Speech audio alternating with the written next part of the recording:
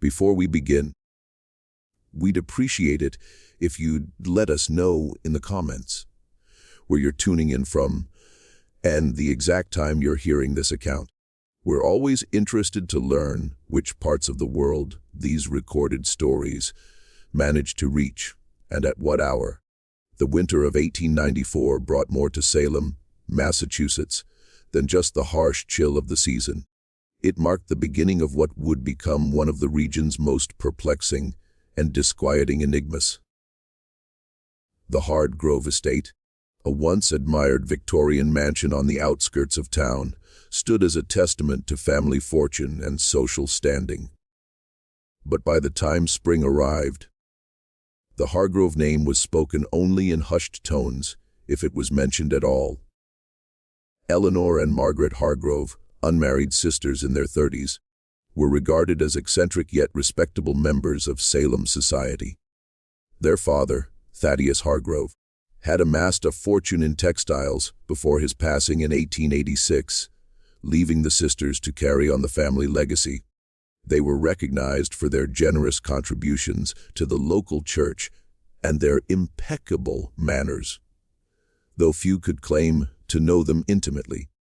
What makes this case so unusual is not simply the nature of the events themselves, but the thoroughness with which they were later erased from official records. Based on the scant documentation that has survived, mostly personal letters and newspaper clippings preserved by the Essex County Historical Society, the Hargrove affair was deliberately stricken from public memory through a systematic purging of evidence. One detail emerges consistently from the fragmented reports: the attic of the Hargrove mansion, a room that, according to county architectural plans filed in 1871, was never intended to exist. Dr. James Sullivan, a local physician with a practice on Essex Street, noted in his private journal an unusual increase in house calls to the Hargrove estate beginning in December of 1893. His entries were found decades later among a collection of medical ephemera. Pay special attention to Margaret Hargrove's nervous condition and her growing obsession with noises coming from the upper floor. Sullivan prescribed various tonics and advised rest, diagnosing her with female hysteria, a common explanation for women's ailments during that era. What is odd, however, is that by February of 1894, Dr. Sullivan's regular visits came to an abrupt halt. When colleagues inquired about the Hargrove sisters, he would reportedly deflect the questions or cite patient confidentiality. Multiple sources indicate he refused to enter the house again after his final visit on February 23rd. The Hargrove estate occupied 3 acres of land, partially wooded, with a small servants' quarters and a carriage barn behind the main house. The building itself was a 3-story Victorian featuring a distinctive northeastern turret and a wrap-around porch. Census records show that, in addition to the sisters, the household included a cook, a maid, and a groundskeeper, all of whom would later offer conflicting testimonies about what took place within those walls. Martha Winters, the cook who had been with the family for over 15 years, left her position without notice in March of 1894. When interviewed by the Salem Gazette for an unrelated piece in 1900, she refused to discuss her former employers, remarking only that some houses keep their secrets closer than others. What we can confirm is that on the morning of April 7, 1894, Eleanor Hargrove arrived at the Salem police station in a state officer William Brodie described as one of severe distress. The official police report, one of the few documents to survive the later purge, notes that Miss Hargrove requested assistance at her home concerning her sister Margaret, whom she claimed was no longer herself. When officers reached the estate, they found the front door slightly ajar and the house gripped by an unnatural stillness. Based on Officer Brodie's personal account, recovered from his grandson's attic in 1958, the officers announced themselves upon entering, but received no response. They discovered Eleanor Hargrove sitting in the parlor, staring blankly at the wall, seemingly unable or unwilling to offer further guidance. A subsequent search of the house located Margaret Hargrove in the second-floor master bedroom.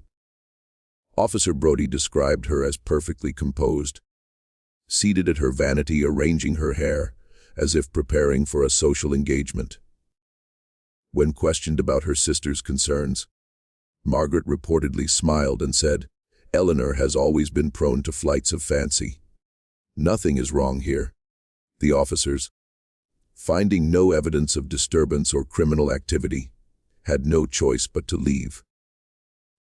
They noted in their report that Eleanor appeared disappointed, though unsurprised, by this outcome. As they were departing, Officer Brody recalled Eleanor whispering, "She won't let you see the attic. She never does." The following week brought unusual activity to the Hargrove estate. Deliveries of lumber and other building materials were observed, and a carpenter from Danvers was hired for what neighbors were told was routine maintenance. Frederick Jenkins, the groundskeeper, later informed his wife, according to her diary discovered in 1912, that he had been instructed to turn away all visitors during this period. On April 22nd, smoke was seen rising from the chimney of the Hargrove mansion, which was odd for the season. A neighbor, Mrs. Catherine Lloyd, wrote to her sister that she had never encountered such a sharp, acrid odor, and that it had clung to her laundry drying outdoors. She wrote, "It wasn't the smell of wood or coal burning, but something else entirely, something I wouldn't dare name." By the end of April, both Hargrove sisters had resumed their usual routines in town. They attended church, made their customary social calls, and even hosted a small gathering for the Ladies' Aid Society. Those who saw them noticed nothing out of the ordinary, except perhaps that they seemed more alike than ever before. As one guest later recalled, it was as if they were mirror images. It was Reverend Thomas Blackwood who first expressed concern for the sisters' well-being. In his journal, he wrote of a confession Eleanor had made during a private meeting on May 3rd. The precise nature of this confession went unrecorded, but Reverend Blackwood noted that he had urged her to seek more than spiritual guidance, and that he had serious fears about the house's influence on both women. 3 days later, Reverend Blackwood asked the town doctor to accompany him to the Hargrove estate for what he termed a wellness check. They were received politely, but were not permitted past the foyer. Margaret assured them that she and Eleanor were in excellent health, and that the Reverend had misinterpreted her sister's anxieties. As they were leaving, Reverend Blackwood reported hearing a noise like faint weeping from the upper stories. When he mentioned this to Margaret, she smiled and said, "The wind plays strange tricks in old houses, Reverend." The first week of May brought exceptionally heavy rains to Salem. On the night of May 7th, during a fierce thunderstorm, neighbors reported hearing terrible screams coming from the direction of the Hargrove estate. Albert Preston, whose farm bordered the property, later testified that he had spotted a figure in white moving in the highest window of the house. A window that, according to the architectural plans, should have been part of an unfinished storage area, not a livable room. Preston, troubled by what he had seen, attempted to visit the estate the next morning, but was turned away by the groundskeeper, who claimed the sisters were ill and not receiving visitors. Unconvinced, Preston reported his concerns to the police.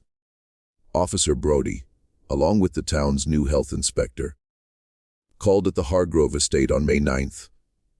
They were received by both sisters in the parlor and found nothing outwardly amiss.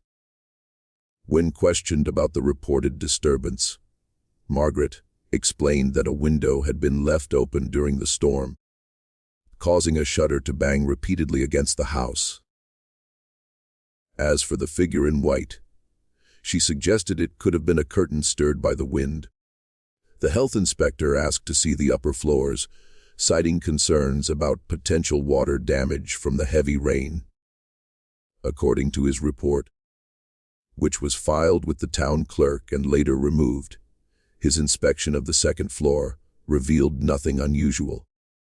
When he inquired about accessing the attic, Eleanor quickly interjected, stating the space was merely for storage and was currently inaccessible due to a broken ladder. The inspector noted that both sisters grew visibly tense at the mention of the attic, and that Margaret's hand, which had been resting on her sister's arm, tightened so firmly that Eleanor flinched. Still, with no grounds for a deeper investigation, the officials departed, though Officer Brody later confided to a colleague that he had seen what looked like scratch marks on the inside of the parlor door. Marks that aligned with fingernails, as if someone had been desperately clawing to get out. By mid-May, rumors about the Hargrove sisters began to circulate through Salem. Some suggested that Eleanor was suffering from the same nervous affliction that had supposedly taken her mother, who spent her final years in a Boston asylum. Others whispered of strange deliveries to the house under cover of darkness. Medical supplies, according to the local pharmacist's son, who claimed to have seen the parcels. The pharmacist in question, Harold Merritt, operated a small shop on Essex Street, where he prepared medicinal compounds for the town's doctors. According to his business ledger, preserved by his descendants and made available to researchers in 1946, the Hargrove household placed several unusual orders during this time. These included large quantities of laudanum, chloral hydrate, and other sedatives typically prescribed for severe insomnia or agitation.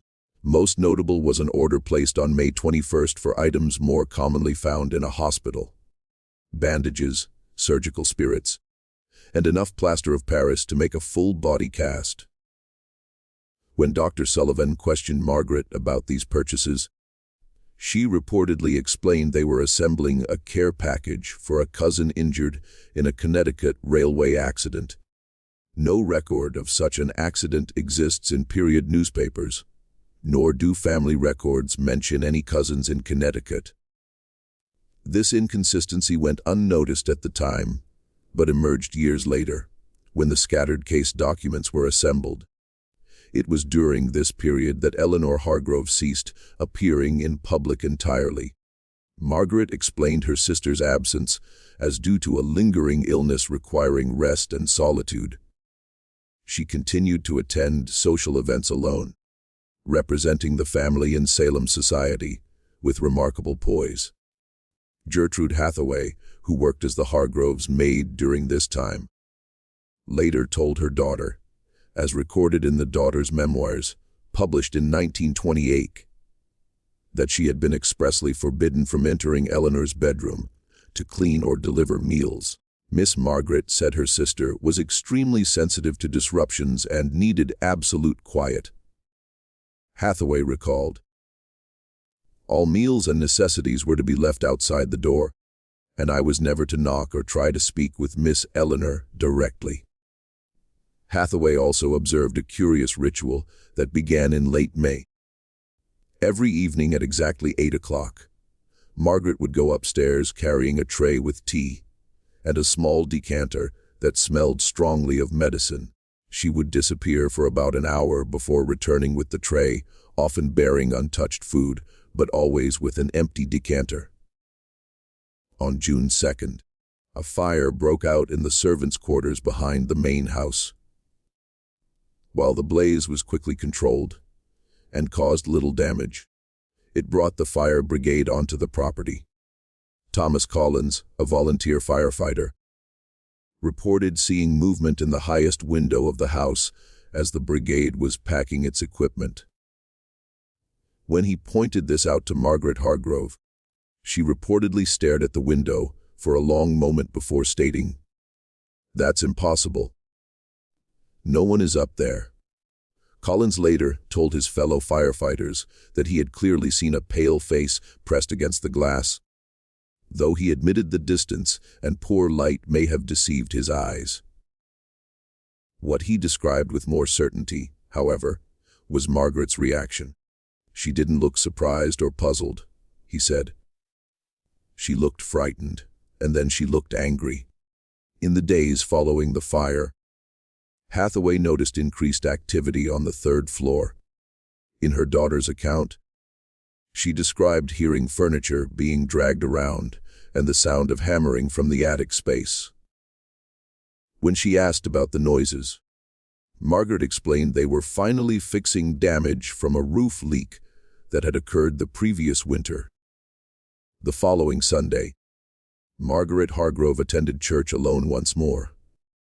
After the service, she spoke with Reverend Blackwood, informing him that Eleanor had taken a turn for the worse and asking him to call at the house to offer spiritual comfort. The Reverend agreed to visit that afternoon. What happened during Reverend Blackwood's visit on June 5th remains largely a mystery. He never spoke publicly about what he witnessed inside the Hargrove home. His journal entries for the week following the visit are conspicuously absent. Torn from the binding, the next intact entry, dated June 12th, contains only the cryptic remark, "Some sins cannot be absolved through confession alone. Some demand more permanent measures." Church records show that on June 6th, Reverend Blackwood requested an emergency meeting with the town's selectmen. The minutes from this meeting were later removed from the town archives. But a letter from one selectman to his brother in Boston, preserved in family papers, mentions a disturbing account given by the Reverend concerning the Hargrove household, and a decision to investigate discreetly. Given the family's standing, no record of any such investigation exists in town files. However, the personal diary of Judge Henry Putnam, head selectman at the time, contains a brief entry dated June 9th, matter of H sisters resolved satisfactorily.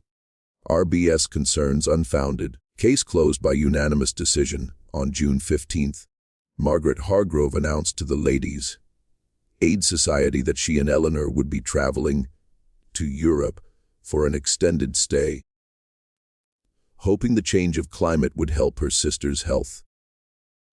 She indicated they would leave within the week and had arranged for the house to be maintained in their absence.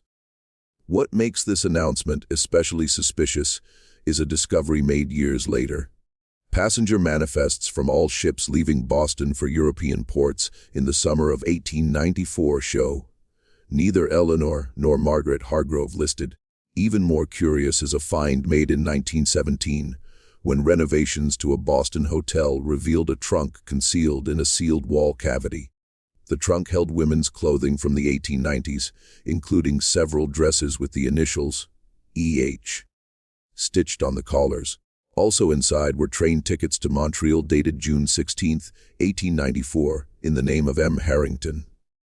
The Hargrove estate, however, remained occupied. Lights were seen in the windows at night, and smoke occasionally rose from the chimneys. Frederick Jenkins, the groundskeeper, continued to maintain the property, though he now firmly turned away all visitors. When pressed by neighbors, he would only say that the sisters had left instructions for the house to be kept ready for their immediate return. Jenkins's wife, Mary, who sometimes helped with household duties at the estate, later told her sister in a letter dated August 1894 that she had heard strange noises from the upper floors at night, like someone pacing back and forth. She wrote, "And sometimes what sounds like two women talking, though one voice seems much weaker than the other." Mary Jenkins also reported an unsettling discovery she had made while cleaning. In a little used parlor at the back of the house, she found a mirror with what looked like practice sentences written on it in soap. In soap. "My name is Eleanor Hargrove, and I have always lived in Salem." Repeated multiple times, each version slightly different in penmanship. When she mentioned this odd find to her husband, he reportedly became agitated and warned her never to speak of it again. He told me that Miss Margaret had taken an interest in handwriting analysis. Mary wrote, but his face went so pale when he said it that I knew he wasn't telling the truth. In October of 1894, a traveling salesman passing through Salem reported a strange encounter. Having lost his way after dark, he approached the Hargrove estate to ask for directions. He claimed that as he neared the house, he saw a woman's face at an upper window, her mouth open in what seemed a silent scream. When he reached the front door and knocked, he was greeted by a woman who introduced herself as Margaret Hargrove. The salesman, finding this odd, given the rumors of the sisters' departure, asked if they had returned from Europe. According to his account, published in a Boston newspaper in 1900, the woman smiled strangely and replied, "I'm always here. It is Eleanor who comes and goes." When he mentioned the face he had seen at the window, she invited him inside for tea, insisting there was no one else in the house. The salesman, growing increasingly uneasy, declined and hurried away. As he glanced back at the house from the road, he claimed to see two identical female figures standing in the entrance hall, watching him leave. This account might be dismissed as the fabrication of a man seeking attention were it not for a similar experience, reported by Dr. Sullivan's replacement, Dr. Edward Pierce, called to the Hargrove estate in November of 1894 to treat what the housekeeper described as a fall. Pierce found Margaret Hargrove alone in the parlor, seemingly unharmed. When he asked about the patient needing treatment, Margaret led him to a second-floor bedroom. According to a letter Pierce wrote to a medical colleague in Boston, preserved in the colleague's personal papers, the room contained a woman lying in bed, her face turned to the wall. Mrs. Jenkins gave me to understand that Miss Eleanor had taken a fall, Pierce wrote, but the figure in the bed made no movement or sound as I entered. When I tried to examine her, Miss Margaret intercepted me, saying her sister was sleeping and must not be disturbed.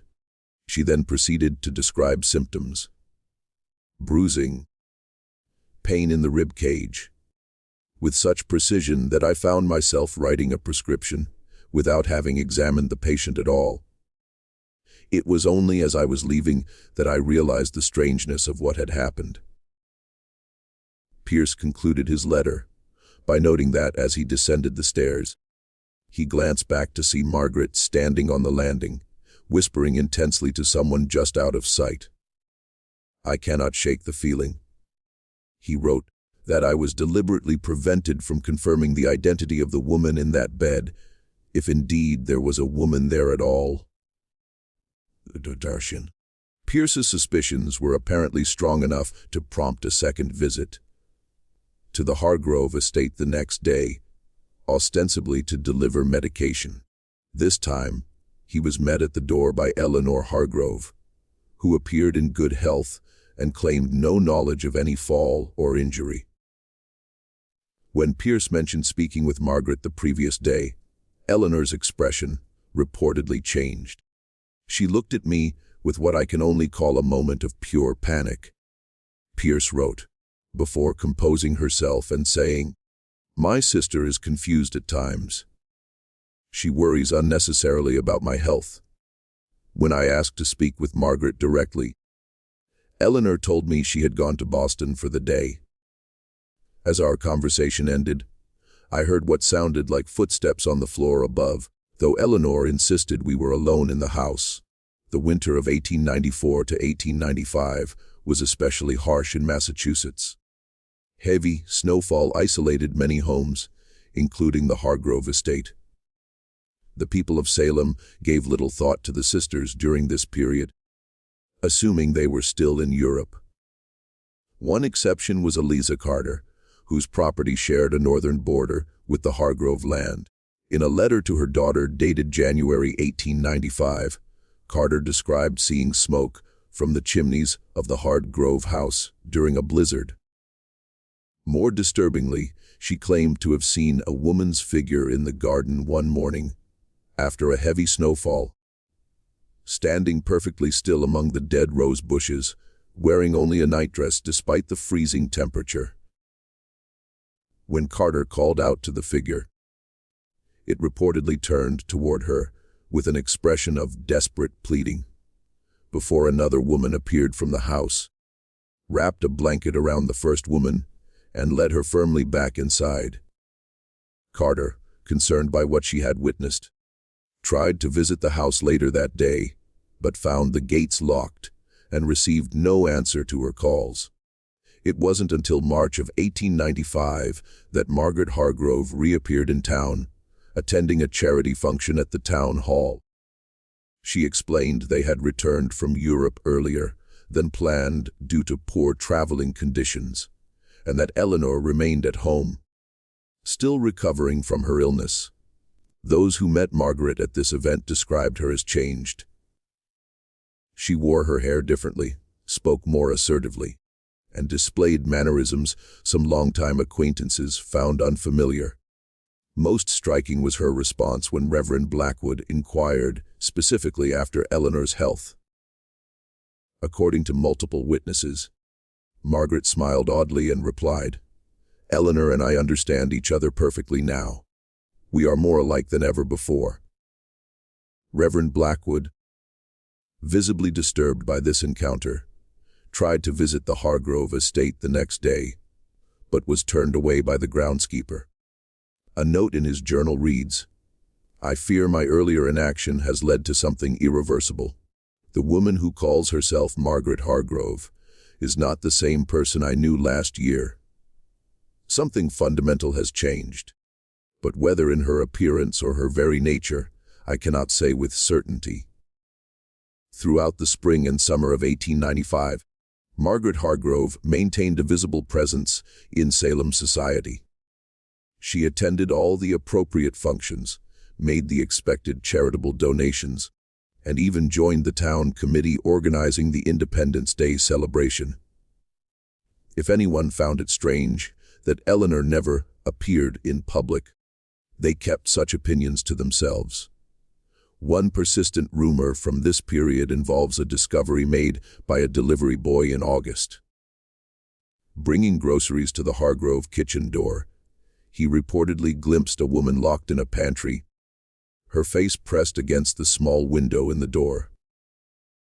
The boy described the woman as very thin with short, unevenly cut hair and eyes that seemed too large for her face.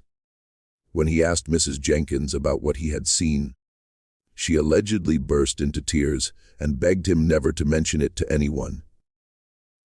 The boy's mother, concerned by her son's account, reported the incident to Officer Brody, who made a cursory inquiry at the estate but found nothing amiss. In his report, he noted that Margaret Hargrove had been particularly accommodating, inviting him to inspect the entire ground floor of the house, including the pantry, which contained nothing but preserved foods. The Hargrove case might have faded into obscurity, becoming just another tale of eccentric spinsters, were it not for the events of September 18, 1895. On that evening, a violent thunderstorm struck Salem. Lightning reportedly hit the Hargrove estate, causing a fire that quickly engulfed the upper floors. By the time the fire brigade arrived, the roof had partially collapsed and the blaze had spread to the second floor. Margaret Hargrove was found in the garden, soaking wet and seemingly in shock. When asked about her sister, she reportedly laughed and said, "Eleanor is where she has always been."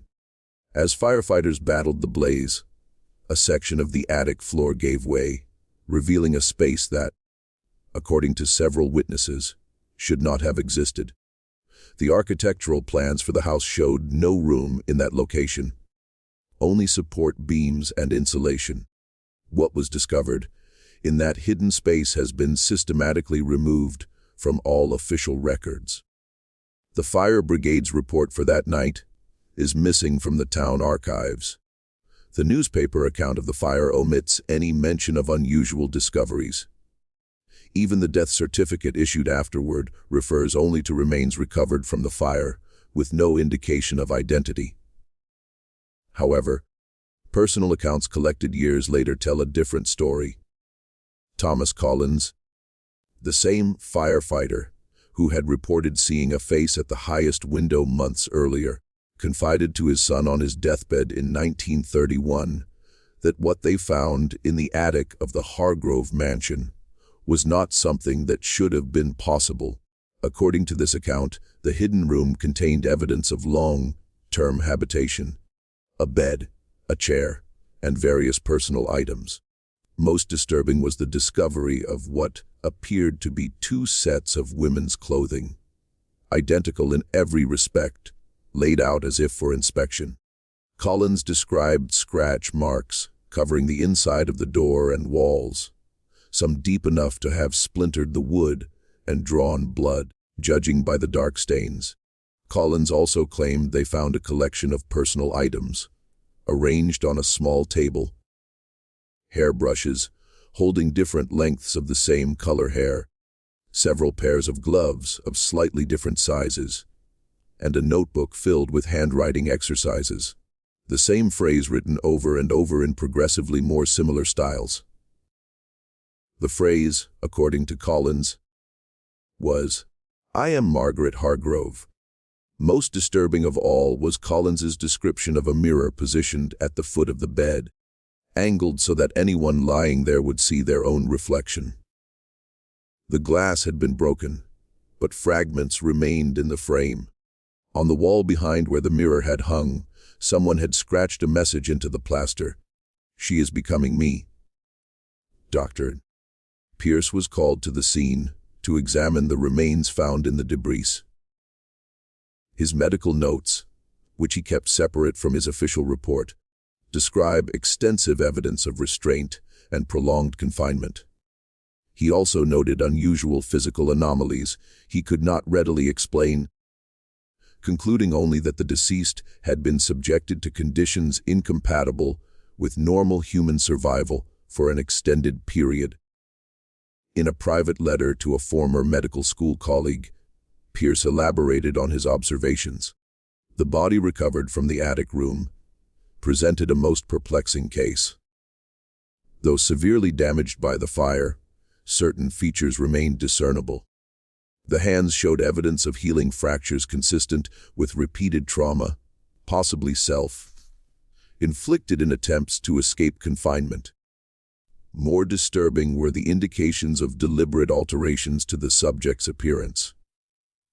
Crude attempts at surgical modification I hesitate to describe in detail. I am convinced that whoever this poor soul was, they had been systematically transformed, both physically and psychologically, over many months. Within days of the fire, Margaret Hargrove sold the ruined property to the town for a nominal sum and departed Salem. According to the bill of sale preserved in county records, she intended to return to England, the country from which the Hargrove family had originally immigrated 3 generations earlier. No record of her arrival in England has ever been found. Most remarkable about the Hargrove case is not just what happened, but how thoroughly it was subsequently erased from official memory. Within months of the fire, town officials had the ruins demolished and the land cleared. By 1897, a small public park occupied the site, with no marker or indication of the property's former owners. Furthermore, a systematic removal of references to the case appears to have been undertaken. Police reports were redacted or destroyed. Newspaper archives from the period show signs of alteration. Even church records, normally meticulously kept, have suspicious gaps coinciding with key dates in the Hargrove timeline. This deliberate obscuring of history might have been completely successful were it not for the personal papers, diaries, and correspondence preserved by individuals with connections to the case. These scattered accounts, discovered over decades and pieced together, form the foundation of what we know about the Hargrove sisters and their mysterious attic. In 1910, a collection of personal effects belonging to Margaret Hargrove was discovered in a Boston storage facility, where they had apparently been kept since shortly after the fire. Among these items was a journal, its final entries dated just weeks before the fire that destroyed the Hargrove mansion. The journal, now part of a private collection and rarely accessible to researchers, reportedly contains disturbing insights into Margaret's state of mind during the final months at the estate. According to those who have examined it, Margaret wrote extensively about her sister Eleanor, describing her as changing and becoming something new. One frequently quoted passage reads, "Eleanor insists she hears someone moving in the attic. I have explained repeatedly that the sounds are merely the house settling. Yet she persists in this delusion. Last night, I found her at the attic door again, listening. When I asked what she heard, she turned to me with an expression I did not recognize and said, 'She's trying to get out, Margaret,' just as I did. I do not know what she means by this, but her manner disturbs me greatly." Later entries become increasingly erratic, with Margaret writing about the other Eleanor and keeping her secure. The final entry, dated September 15, 1895, 3 days before the fire, contains only the cryptic statement, "We are the same now." The journal also contains several pages of what appeared to be instructions or procedures written in a different hand and on older paper. These pages, apparently inserted rather than originally bound with the book, contain detailed notes on what is described as the transference of essence. While much of the text uses technical or possibly coded language, certain phrases stand out with disturbing clarity. Subject must be gradually prepared through isolation and disorientation. Mirror exercises essential to the process. Final phase requires complete submission, voluntarily or induced. A notation at the top of these pages indicates they were copied from grandfather's red book, a reference that aligns with family records.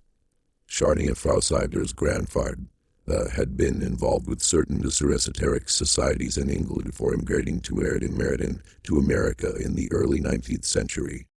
In 1912, Frederick Jenkins, the longtime groundskeeper of the Hargrove estate, was admitted to the state hospital in Danvers, suffering from what his doctors described as acute melancholia with paranoid features. During his confinement, he spoke repeatedly about his former employers, telling doctors and fellow patients that there were never just two Hargrove sisters, and that the attic held the truth. According to hospital records, Jenkins became particularly agitated when discussing the events of June 1894. "I helped her carry the body," he reportedly said during one session. "Not dead, no, but not fully alive either. We took her up the servants' stairs to the room Miss Margaret had prepared. I didn't ask questions. The Hargroves had been good to me, and Miss Margaret said her sister was having one of her episodes and needed to be kept safe." Jenkins claimed that in the months that followed, he was responsible for bringing food to the attic room and removing waste, always under Margaret's supervision. "Sometimes I heard weeping from behind that door," he told a nurse. "Other times, just whispers like someone talking to themselves. Once I heard her say, 'I am still Eleanor,' over and over." Miss Margaret said it was just the illness talking. Most disturbing was Jenkins's account of the changes he observed in both sisters over time. "Miss Eleanor, the one downstairs, I mean, she started to change. Her voice became different. The way she walked, the way she held her teacup. More like Miss Margaret every day. And Miss Margaret, she seemed pleased by this. She would correct her sometimes, saying things like, 'No, Eleanor. That's not how you've always done it,' like she was teaching her to be herself." Jenkins died in the hospital in 1914, having never returned to Salem. His personal effects included a small key labeled H.A., presumably for Hargrove attic, though the door it might have unlocked had been destroyed years earlier. Perhaps the most revealing document related to the case emerged in 1920, when Reverend Blackwood's complete journals were discovered during renovations to the Salem church parsonage. The missing pages, which the Reverend had apparently removed and hidden separately, contained his account of his final visit to the Hargrove estate on June 5, 1894. According to this account, Blackwood was received by Margaret and led to a bedroom where Eleanor supposedly lay ill. When he entered the room, he found it empty. Confronting Margaret about this deception, she allegedly replied, "Eleanor is where she needs to be, where I put her." Alarmed, Blackwood demanded to know Eleanor's whereabouts. Margaret reportedly led him to the attic door, producing a key from her pocket. As she unlocked the door, she told him, "My sister has not been herself lately. She needed to be contained until she remembers who she truly is." What Blackwood claimed to have seen in the attic room haunted him for the remainder of his life. He described a space converted into crude living quarters.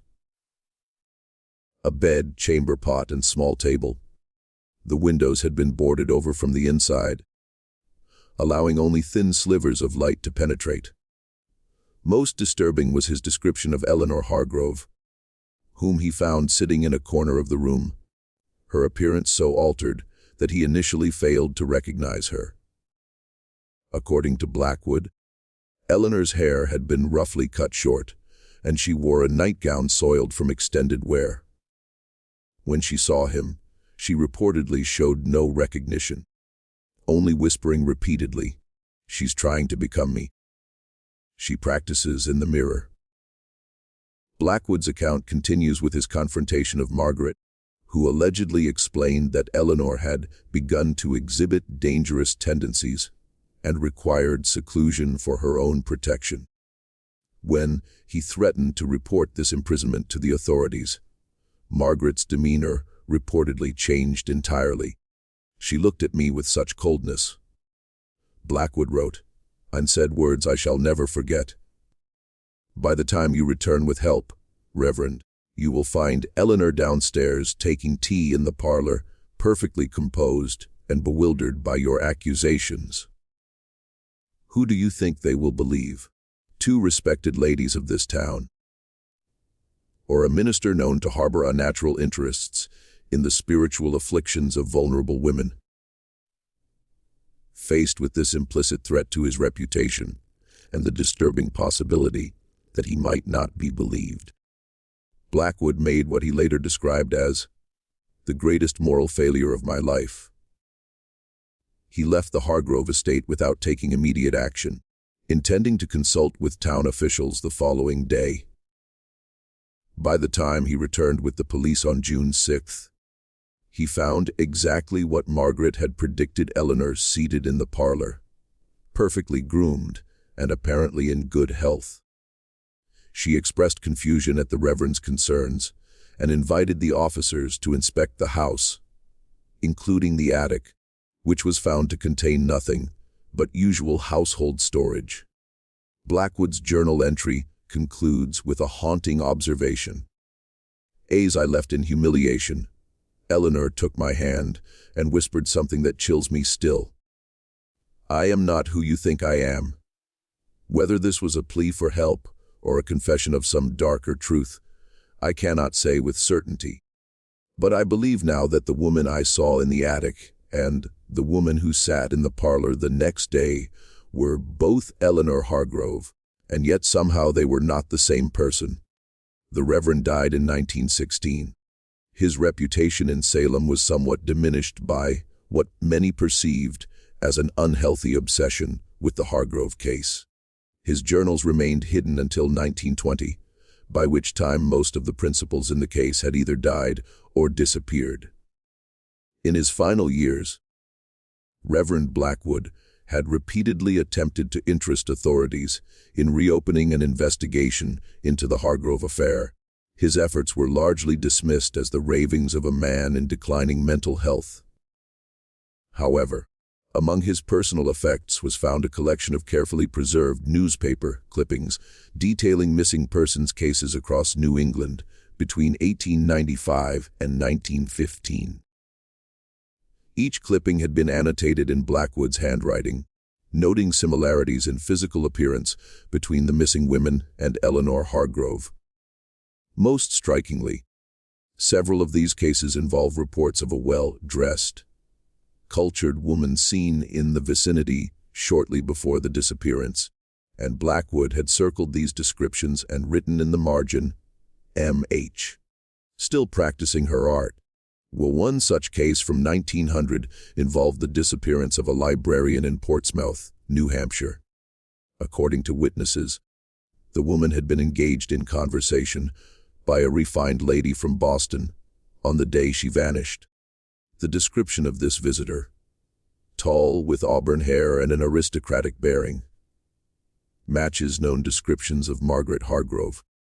Most disturbingly, the missing librarian was reported to bear a striking resemblance to Eleanor Hargrove in terms of height, build, and coloring. 6 months after this disappearance, a new resident arrived in a small town in Vermont, claiming to be the same librarian and explaining her absence as an extended visit to relatives. According to local accounts, however, acquaintances noted subtle changes in her demeanor and habits. She remained in the town for approximately 3 years before departing suddenly, leaving behind most of her possessions. Blackwood had connected this case with 5 others, following a similar pattern across New England. In each instance, a woman disappeared, only for someone claiming to be her to reappear weeks or months later, changed in subtle ways that friends and family could not quite articulate. In each case, the reappearance was preceded by sightings of a woman matching Margaret Hargrove's description. One final piece of evidence emerged in 1919, when renovations to a building in Portsmouth, New Hampshire, uncovered a letter sealed in a wall cavity. The letter, dated October 1895 and signed M. Hargrove, was addressed to an unknown recipient. It read in part, "The procedure was more difficult than anticipated, but ultimately successful. The subject retained too much of her original identity at first, necessitating additional measures. The fire was regrettable, but necessary to eliminate all evidence. I am satisfied that no connection can be established between my former and current identities." The techniques documented in our grandfather's journals have proven effective. Though the psychological component requires refinement, I look forward to discussing modifications for future application. The letter continued, "I have identified a promising candidate in Portsmouth who shares the required physical characteristics. Initial observations suggest a suitable psychological profile as well, intelligent but isolated, with few close connections to complicate the transition. I have established contact under the guise of research into local history and have been invited to her home next week. The groundwork has been laid carefully, with attention to the refinements we discussed after the previous attempt. I do not anticipate the same difficulties that arose with E."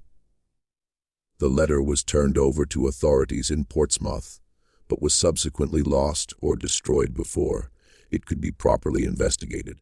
Only a clerk's transcription remains, filed with miscellaneous historical documents in the city archive.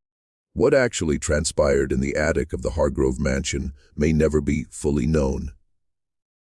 The systematic removal of evidence, combined with the passage of time and the death of all directly involved parties, has left us with more questions than answers. What seems clear, however, is that something occurred that was disturbing enough to warrant an organized effort to erase it from public memory. Some historians specializing in New England history have suggested the case may have connections to certain esoteric practices allegedly brought to Salem by European immigrants in the mid-19th century. Practices involving concepts of identity transference and psychological manipulation that were documented.